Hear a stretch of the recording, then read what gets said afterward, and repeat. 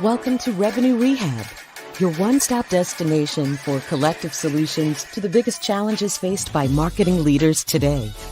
Now head on over to the couch, make yourself comfortable, and get ready to change the way you approach revenue. Leading your recovery is modern marketer, author, speaker, and chief operating officer at Tegrita, Brandi Starr.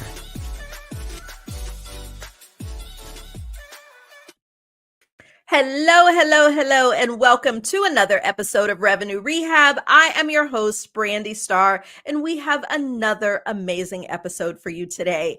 I am joined by Janice B. Gordon. Janice is known as the customer growth expert and uses her 20 plus years of business, sales, and customer experience to unleash hidden potential and accelerate revenue growth with buyer alignment by closing the gap between people and process. Janice is listed by LinkedIn Sales, 15 Innovating Sales Influencers to Follow, and awarded RevTech Strategist 2024. Janice is an author, co-author, and the founder of Scale Your Sales Framework and host of Scales Your Sales podcast, which advocates for diversity in sales. Welcome to Revenue Rehab. Your session begins now. Thank you. I'm so glad to have you here. I feel like I am in the company of sales royalty. All the way from the UK. So glad to have you here. Thank you. Thank you so much for inviting me. I would ditto that as well. Sales royalty, most definitely, Brandi. Well, I'd like to start and break the ice with a little woo-saw moments that I call buzzword banishment. So tell me, what industry buzzword would you like to get rid of forever? Forever, hunter, and along with that, target. We're not on a safari. It's we need to treat our customers with respect. And it's not just about the language we may use internally. We think, well, it's okay because we're only using that within our sales teams, in our environment. It actually affects your mentality about how you treat people. I would love to banish these words. We're not hunting anything. We haven't got them in our target. We need to treat our customers with respect. Please, can we banish this? This has been a campaign for a long, long time of mine. I support it. Great. I do. It is, it is one of those things that the term hunter does.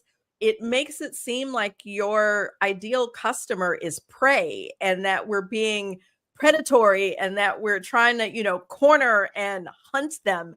And so I support it. I don't know how far our campaign will go, but at least for this conversation, I will put it in the box, throw away the key. You will not hear me use the term hunters. Target will be a little harder because I am so used to saying target audience, but I would love to change that phrasing and just say ideal customer. So now that we've gotten that off our chest, tell me what brings you to Revenue Rehab today. Right. Well, another campaign of mine. We're both Black women here and we're in the minority in sales. And so I'd like to extend that out to the wider fabric and of people. For too long, we've seen 17% of sales leaders are women. Now, we're not even going down the kind of ethnic minority route, only 17%. But for many years, women have been the top sales performers.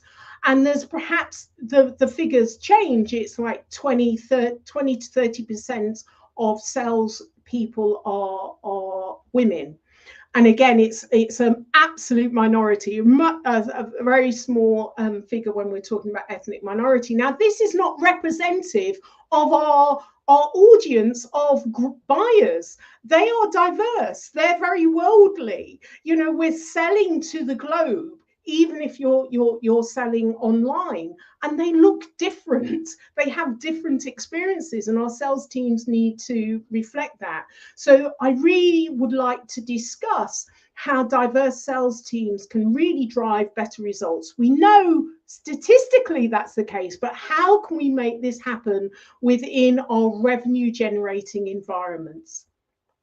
I would agree holistically. And I think about, if I think about everything that I've had to buy, in the context of the B2B space, the majority of the time, the person that is selling to me has been a white male.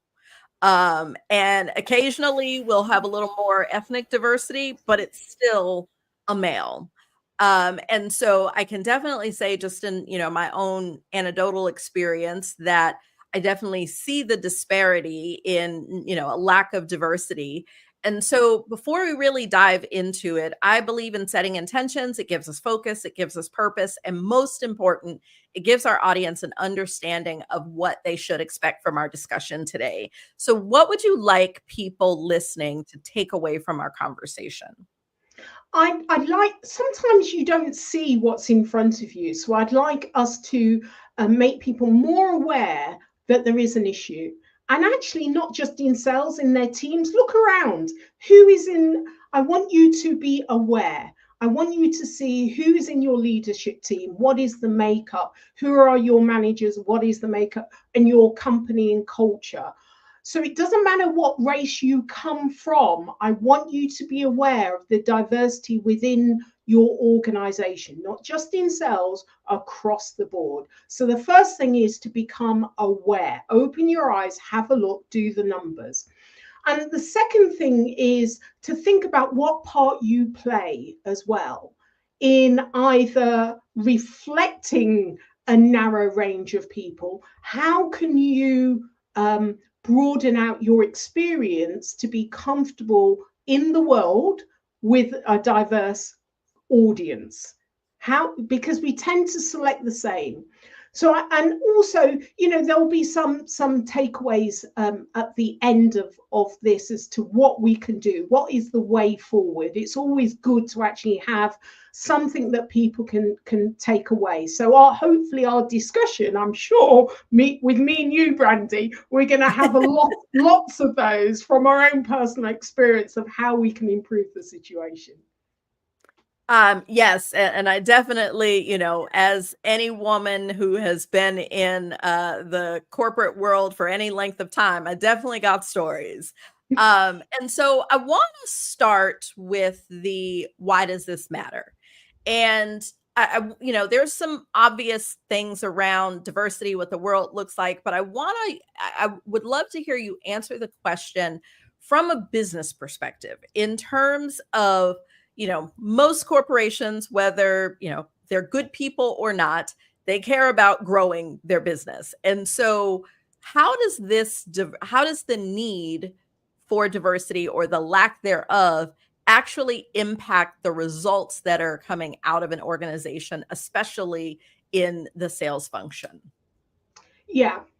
Okay. So the first thing is we're not reflective of our audience of people. And so historically, we hear stories where we've had, a typical white men that are presenting in, say, Dubai. And you miss so much of the nuances that you'll miss because the environment you're coming from, there's no one within your team, and you may actually be insulting your customer and not know about it. So having a diverse group of people in your team when you're putting together your proposals, where you're presenting, it means that you're not falling into those cultural traps because there's someone saying, hang on a moment, it's not like that in other people's world. We tend to think if it's not within our experience, then that experience doesn't exist. We don't value it. So by having a diverse leadership team, by having a diversity within, you're better able to communicate and sell to other audiences. You're not going to fall into those traps. Also, when we think of the world that we're in, can you imagine if the business world was only created of men and not women? Now, we know that women are great creators and innovators. We also know that women in the family, personal environment, spend a good 80% of the family income, even big ticket incomes. And in the business environment, they are big spenders as well. And so the thing is, if you only have one gender of people, or a dominance of one gender of people, then you're not able to relate to the people that are actually spending the money, and you're probably not going to be able to innovate and create the type of products and services that that group of people are looking for, because you haven't got them in the audience. Now, there's lots of research that has been done in terms of diverse audience, diverse teams are more productive. We've had these figures, whether it's from the Harvard Business Review, many organizations have done these for the last 10 years or 15 years. But that hasn't changed the makeup of the team. So there's no point quoting those, because we know about that, but that hasn't changed the makeup of the teams, right? We know it means they're not any more productive, but they're more profitable, but that isn't moving the needle. What's important, I think, is that it's not reflective of and even if you think from a moral point of view, we could say it's the right thing to do, but that's not moving the needle either. So if you're not able to sell to an audience, you're not able to get the revenue in, and your future is at risk. And it's really, I think it's got to be an economic imperative as to why it's important to do this, more than a moral imperative, because that doesn't work. Yeah, and that's really what I was getting at, because, there's obviously good people in the world who care. I've been, I can think back to during the time when the George Floyd murder happened, and, everything was going on here in the US. I was a part of a number of discussions where I was the only minority in the discussion, and being able to hear those of the majority who were genuinely trying to figure out how to make a positive impact, going back to what you said around what they influence, in figuring out how to not be performative and not just, be focused on that moment, but how to systematically make a change because they morally felt compelled to. And so I do believe that there are those people who morally want to change. Unfortunately, that's not the mass majority, or we would see a lot of differences in corporations. So I love that you have hit on the economic aspect, because at the end of the day, that's what everybody in business cares about. And I've seen the studies, not that particular one, but I've seen others that also support that in terms of productivity, revenue growth, all of these different things. And if I look at different functions within an organization, we have seen for many functions a lot more diverse teams developing. Sales seems to be one of those that is still consistently falling behind. Like, if we were to look at the numbers in a large corporation, you'd see diversity in certain pockets of the organization. But by and large, sales teams tend to, be consistently hiring more of the same. Why do you think this challenge exists more within the sales function than other parts of the organization? Okay, so we know that diversity enhances everything from strategic thinking. So we're thinking about the economic, we're thinking about the leadership team, but also to, building relationships. We've talked about the customers. Revenue leaders today are dealing with a customer base that is increasingly varied and needs their needs and preferences and values, right? So your team reflects that diversity and naturally connects with them. And in fact, the studies show that diverse teams are 33% more likely to outperform. I think that we know those figures, but we don't know how to make a difference. So, you know, like when it's like when you can see the oasis, but you don't know how to get there. You know, there isn't a structured approach of how to make that difference, how to foster inclusive teams. What's the starting point? And you know what? There isn't any one starting point. The problem is that because there isn't any one starting point, it's difficult for anyone to start. You know, if there's only one way in, then that's the way you would take. Every organization is completely different. And we know that sales-specific assessments can predict success with over 80% accuracy. We're not using this enough, and we have personality tests. What is that going to do? That doesn't mean you're going to be great at sales. And what I mean about the assessments being able to be predictive, it's verified, and it's sales specific. It's not Myers-Briggs that you can use it. It's got to be sales specific. You know, if you want to change the sales and the revenue, it's got to be sales specific. And it helps to build high-performing teams, but it also helps to build diverse teams when those assessments are anonymous. And the 80% accuracy is based upon on-the-job performance. So what we need to do, we need to recruit, we need to manage, we need to coach, we need to select our leaders, not just by the top performers. They're not necessarily a great leader just because you're a top performer. We need to do a lot of what we've done in the past. We need to start doing it differently, because we all know it's insanity if you keep doing the same thing, expect a different result. So this is why in the sales industry, we keep doing the same thing. This is why it's not changing.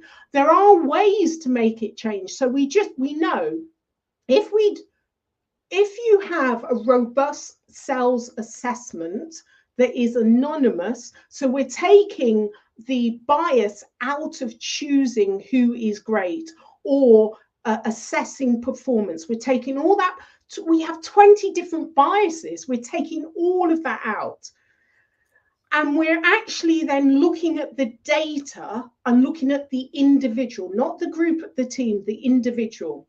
Now, from a recruitment point of view, before we fall in love with the individual, before that salesperson sells themselves, if we gave them a sales-specific assessment, and that assessment says that they're recommended for your industry, for your market, to be on the job top performer, we recommend that person, it's anonymous. All of a sudden, we've got a level playing field, we've taken out the bias, and the best rises to the top. You will get a diverse team naturally because you haven't put all of the biases in place that creates all the blocks and barriers for the diverse people to get through. Yeah, I think you hit on some really good points, because there is a lot of unconscious bias in the hiring process. And probably about, I guess it's been 6-ish years ago, we went through as a leadership team a number of exercises to objectively look at our hiring process, our job descriptions, all of those things to identify where there could be unconscious bias and remove it.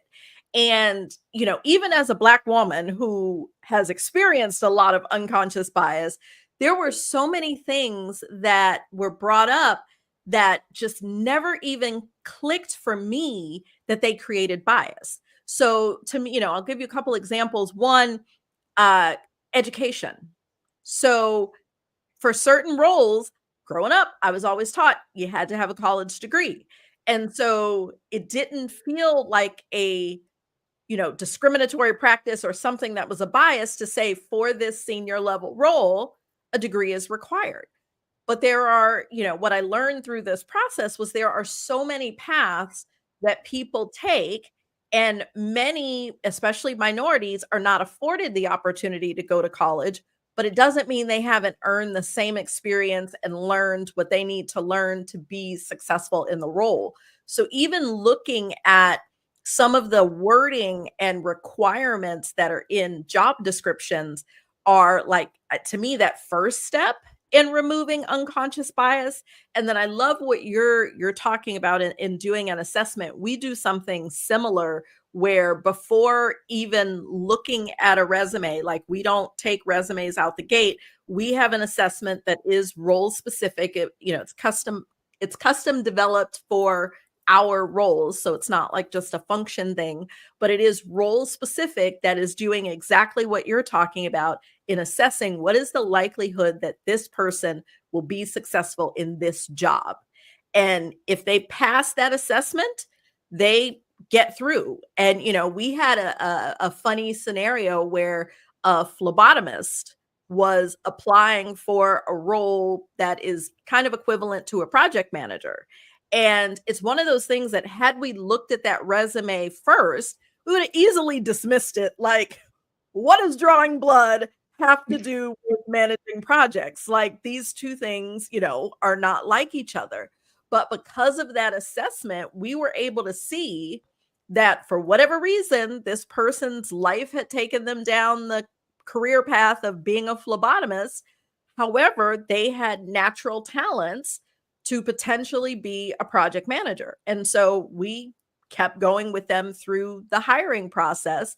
And so I love that you are doing that in sales. Are there other ways that you see companies helping to remove some of that unconscious bias in recruiting and the hiring process?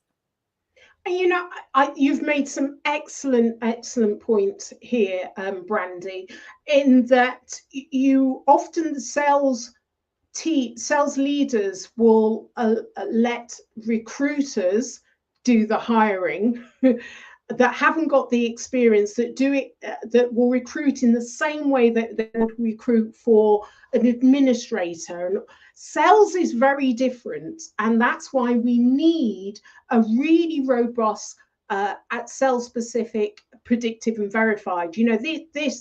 What I use is the only sales specific. It's got 30 years of data. Now, when I go out and I keynote, I use a lot of that data to evidence how wrong we've got it. We often recruit extroverts. Well, actually, the 63% of the top 5% of salespeople in the world are introverts. So we have certain assumptions of what a great salesperson is, and more often we're wrong than we're right. So the other area I mentioned, that we promote the top sellers into leadership management roles. Well, that's like, apples and pears. To be a manager, to manage people, you could take somebody that has been in an administrative role that will potentially be a better manager, because it's not about them, it's all about the team, and it's ensuring everyone's got everything they need to be the best they can be. That is very different to someone that's all about me, and I'm the top sales performer, and do it the way that I've done it, and you'll be okay too. You'll be a top sales performer too. It really is apples and pears. So that's another area where we really need to stop doing this, and we do it particularly in sales. And also coaching. We know more so than training, if you want to change behaviors, you need to coach, and it needs to be ongoing, it needs to be regular. Well, you take the assessment. So it's the last 30 years, it's over 2.6 million assessments. It's very robust and it's verified and it's predictive. So now it's an individual document that you can then convert to your onboarding document. You know so much about that individual. What motivates them? Is it intrinsically motivated or extrinsically? You need to know that as a manager to know what switches them on. And so you take that into your onboarding document, you take it into your coaching document. What's the point in coaching for the deal if you haven't coached the individual? But, it's like looking in a black box. You know nothing about that individual. You have all of this data. There's like 462 data points, and it helps to guide that manager to be able to ensure that that individual is in the top quartile, the best they can be, because you have so much information on them. So, so it's an individual. You can use it in recruitment. You can use it on your existing team. How many sales leaders take on, join a company, have a team, and they have no idea? It's that black box again, or foggy crystal ball. They have no idea what they've got, and they've suddenly got all of these high targets that they've got to meet, and they don't know what team they've got to work with. It takes them a good 6 months, a year to work out actually they've got a lot of dross in there that they need to get rid of.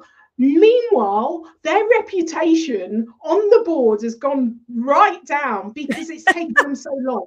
Instead, if you were to do this assessment on your team, the individuals, from this data, 77% of sellers should not be in sales or in the wrong role in sales.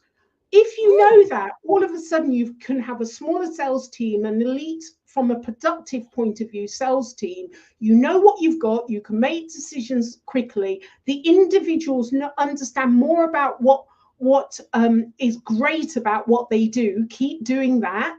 They understand themselves better. You look like a rock star as a sales leader. You're in the top quartile consistently because you know how to coach. Your managers are coaching. I mean, wouldn't you really want to go into a situation and have a clear crystal ball with a roadmap of how to achieve the targets that you have signed up to, that's in your contract? Well, why wouldn't you do that?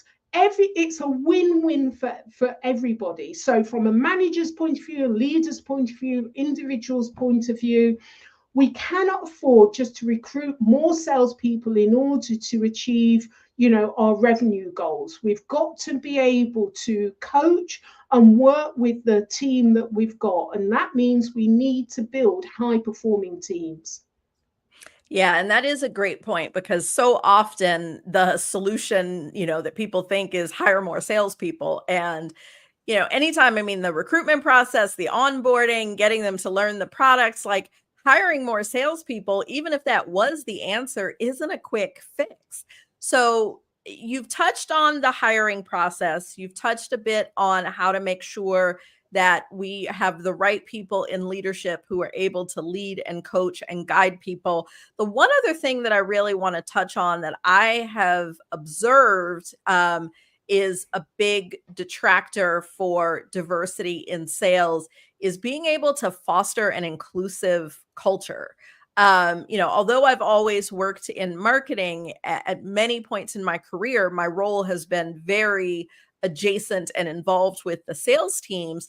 And what I have seen is it has not been very inclusive to women or minorities. Like if I look at, a lot of the, they always say the deals are made on the golf course. And, that has been, continues. I don't think it's as dominant, but continues to be a thing. I can remember talking to a friend who all of the sales leaders and some of the top sellers were all in a fantasy football league together. So they were all, bonding and having this time that the women weren't even asked to participate, and there are women like myself who are very into football and fantasy football, but like there seems to be so many of the culture things in sales that, are not only not inclusive, but can also be off-putting, especially for women. Have you seen that as well? And how do you see companies addressing that to help with diversity? Oh, Brandi, I'm often on sales panel, and you'll have like kind of whether it's SDRs, and they'll ask us questions. Guaranteed what comes out, how uncomfortable they've felt with customers, and then the manager has not backed them up because it's been sexual or, just inappropriate, or within the team and their leader hasn't not backed them up. I hear that all the time. We're not in the 1990s anymore. really, but we're still getting this. I got that when I was, in sales in the 1990s, and it just makes me really angry, and that we're still having to talk about this. And so I often say in recruitment, you have got to interview your manager. You've got to identify who the manager is. You're the one doing the interviewing. You need to know that you're going to be backed up before you're in a difficult situation where you're going to be undermined and you're going to start to lose confidence. You need to make sure you're asking those questions before you start that role, and how to kind of craft those questions. So this is still happening in our industry, and we need to start changing that. But in terms of the culture, before you join, you need to really interrogate what the culture is, and talk to people at different levels before you join, to really identify what they say in the interview is actually what's happening within the team, within that company. But also, when you have a truly diverse team of people that you're going into, you already know there's a certain level of psychological safety. Not when you've got one, pointless when you've got one, you haven't got critical mass. But when you have a good kind of 40, 50, 60% of diverse people in the team, you have built into that psychological safety. Otherwise, they wouldn't stay. So you kind of need to look for that. I often say to CEOs, and when you recruit a diverse sales leader, they will naturally be protective of the people because they understand what it's like, and they will naturally attract diversity into their team without having to try too hard. So if you really want to make a difference in the culture in the team, you need to develop and recruit senior leaders that are diverse, and that's going to quickly change the culture in your environment. The other thing to note is I did a keynote with Mary Shea in the Women in Sales conference that when she was at Outreach. And one thing that we talked about was that you need the power of three. The power of three, whether it's on the board, in the leadership team, in the team that you're in. Because when you have one diverse person, that they have a lone voice, no one listens to them, there's no critical mass. When you have two, naturally in our culture as humans, we go for divide and rule. When you have three, that's when the power of three is like having 6 or 10. It means then you can disagree within those three people, but you've got enough of a critical voice in order to start changing things. So you need to make sure if you're going into an environment and you're the only, you know that you've got an uphill struggle. So you need to look for three. The power of three is really important. And I think you hit on a really good point that I hadn't thought about, which is when you recruit diverse talent in leadership, the change in the culture just naturally happens. Because I know when I initially asked the question, where my brain was going was what sort of tips or things that can people do to start to shift that culture? And the answer is really not that we need to come up with these tactics and plans to change the culture, but just by adding in the diversity, the culture will shift naturally. And I do really like that rule of three, because it is hard when you are the only, and it takes a very strong person, strong voice to be able to speak up and advocate when you know that you may not have support. And then I have been in situations where when it is you plus one, it is seen as like, oh, you guys are teaming up, like it's just a you problem. But that having that third person, that dynamic really does make it like, oh, maybe we should pay attention to this. I think the other thing that I would look at, because for organizations that don't have diversity today, it will take some time, in that if you've got people in the roles and they're doing the job, you can't just be like, oh, we need some diversity. We got to let go of y'all so we can, get more people. And so there may be situations where a company is moving in the right direction and not quite there yet. And I think the opportunity there is not only look for where diversity exists, but also look for allies, because I have seen that in my career where I may have been the only minority, but I did have the three because I knew that I had at least two allies who valued diversity, valued being inclusive, making people feel comfortable so that they can be their best self at work, having psychological safety. And although they were, and all the examples I'm thinking of, they were middle-aged white men. So the total majority, they were very much allies and advocates in that also helped. And I do think that having those people also helped, that as there was turnover and new positions opened, that it did help to bring in more diversity because they were a part of that hiring process. I think that's an excellent point, Brandi. But it's also both and. So we want the power of three, and allies are absolutely critical, but it should be both. Yes. That's what we want. We want both and. I think it's an excellent point. And, it's quite interesting that, it's going to take time. You can't kind of remove those people from their existing roles. Funny if it's a woman, you're able to do that. But anyway. I wasn't going to go there. Yeah, I know.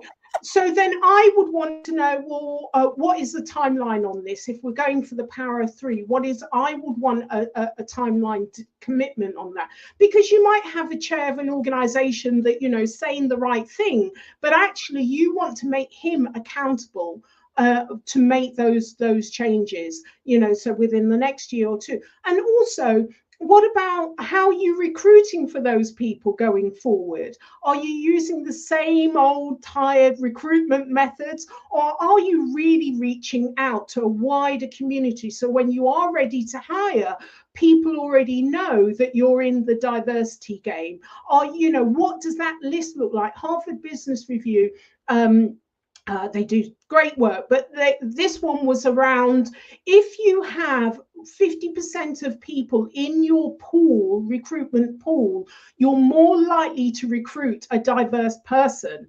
But if you only have, 1, 2, or 3 in a pool of 10, so you've got to have 50%, but you're never going to get 50% unless you're already reaching out to the community. So where is that, the leadership team networking now? How are they inviting people into the discussion and around the table? What are they doing now? Do not wait until you're ready to recruit, because you're not going to get those people applying.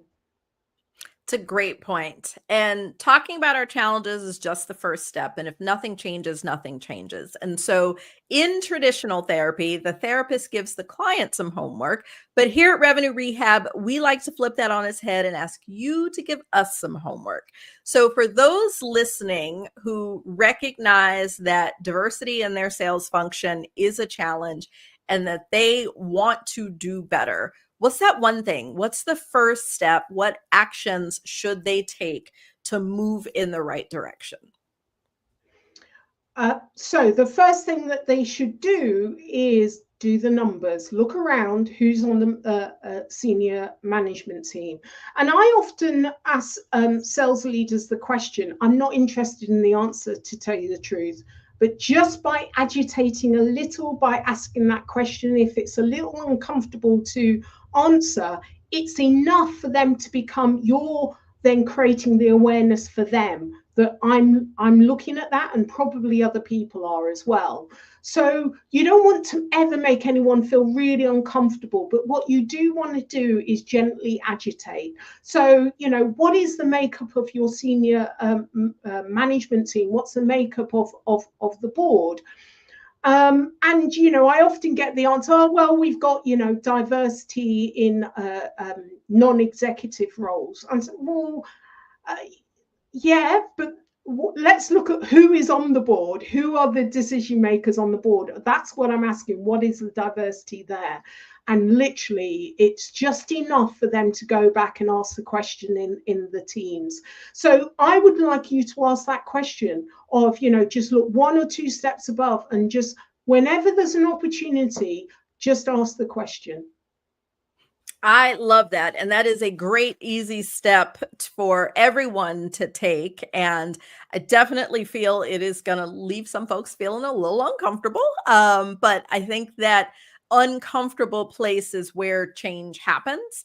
And so, yeah, recognizing where you are doing a great job and where, you're #failing. And so that's where you can start to do better. Well, Janice, I have enjoyed our discussion, but that's our time for today. But before we go, I definitely do the shameless plug for Scale Your Sales and let people know how they can stay connected with you. Oh, thank you for this opportunity, Brandi. I've really enjoyed our conversation. We're going to continue with this on Scale Your Sales podcast. So my plug would be, please do subscribe to Scale Your Sales podcast. It's on my YouTube channel and any other podcast channel. I have, like this, great guests and great discussions around revenue growth and how we're modernizing not only our mindset, but our operations to be more customer relevant and customer centric. So join me there. And LinkedIn. Janice, don't forget my B, Janice B Gordon on LinkedIn. Please do say that you saw me here on Revenue Rehab and you enjoyed the conversation, and ask me anything. I'm always willing to support my audience of people. Well, awesome. So wherever you are listening or watching this podcast, check the show notes. We will make sure to link to Janice B. Gordon on LinkedIn, as well as the Scale Your Sales podcast. Well, Janice, thanks again for joining me. I have truly, truly, truly enjoyed the discussion. Thank you. And thanks everyone for joining us. I can't believe we're at the end. Until next time. Bye-bye. You've been listening to Revenue Rehab with your host, Brandi Starr. Your session is now over, but the learning has just begun. Join our mailing list and catch up on all our shows at revenuerehab.live.